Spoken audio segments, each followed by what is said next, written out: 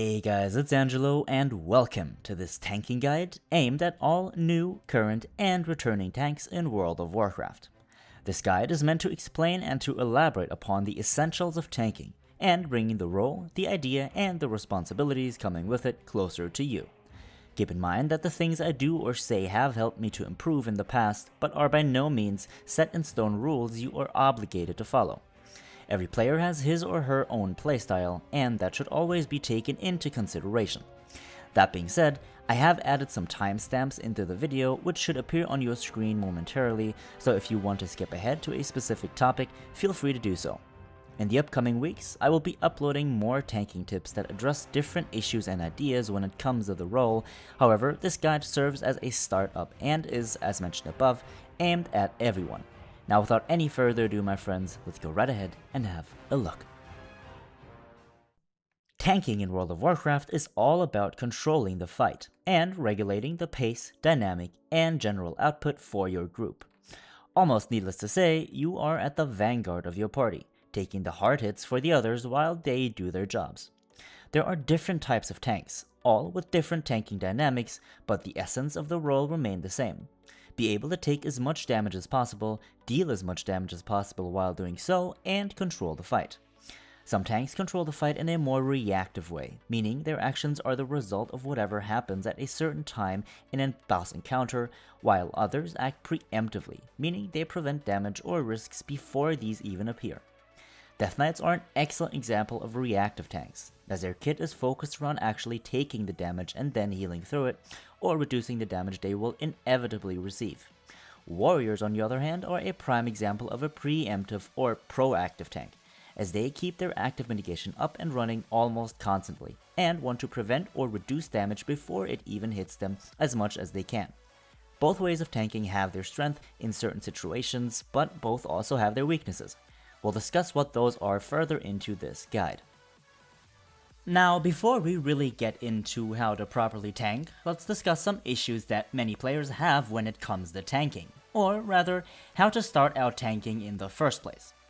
Many players actually feel uncomfortable getting into tanking because of the responsibilities that come with it, while others actually feel uncomfortable because they're essentially in the spotlight of their group.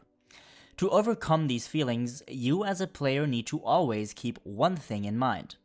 A good tank is always calm and thoughtful. Every tank you see in every dungeon and raid, no matter how good they are, had to start somewhere, just like you. If you are willing to put yourself into the limelight for a bit and take the risk of making mistakes, which is by the way completely normal, my friends, then there shouldn't be anything holding you back from this role. As mentioned earlier, a tank's biggest impact on a fight lies in control. Lose aggro, and either a DPS or a healer dies, and the boss runs rampant throughout your group. Move too much, and your melee DPS as well as your casters need to constantly adjust, and you might run out of range of your healers. Forget to turn the boss away from the group if it requires you to do so, and the cleave damage may very well kill some of your group members, causing a wipe. The key to preventing any of these things from happening is understanding how to control the fight. You're essentially the conductor of an orchestra. You set the pace. A good way of learning how to keep everything organized and together is starting with an organized interface. Try having as much information displayed on your screen as possible. This includes boss ability timers, group cooldowns, your own personal cooldowns, exact active mitigation absorb numbers, bone shield or shield block charges here as an example, your iron fur uptime, amount of brews to clear on your stagger, and so on and so forth. In order to be completely prepared for any fight, having as much information displayed on your screen as possible is incredibly important. Now, as we've touched on before, different tanking styles have different strengths and weaknesses. Reactive tanks lack active mitigation that they can keep up at all times, but compensate for the lack of damage mitigation by simply healing through the damage, or by delaying the damage, like a Brewmaster. Ultimately, these tanks will be forced to deal with the damage in one way or another, which, in comparison to proactive tanks, makes this their greatest weakness. Proactive tanks have their mitigation up most of the time, if not at all times, but in some cases lack the self-healing capabilities of a reactive tank. This can leave them vulnerable in certain situations as they find themselves remaining on low health and being reliant on an external spell to get them back to full HP. Now, improving is perhaps the most fun and interesting part about tanking, especially after reflecting upon yourself after a few months. Becoming better at tanking is certainly no easy task, but an important aspect of learning the role. I'll take myself here as an example. A few years ago, I would use multiple cooldowns to act against an upcoming or incoming boss ability just to be 110% sure it would kill me and I would survive it. Nowadays, I am confident and knowledgeable enough to understand the capabilities of my class and myself, and never find myself in situations where a defensive cooldown isn't ready or where I had used too many of them for an easy to counter ability. Reflect on yourself while tanking. After wiping on an encounter, think about what you could have just done better. Did you use a cooldown too early or slightly too late maybe? Could you have dealt more damage without sacrificing your survivability? Could you have positioned the boss more conveniently?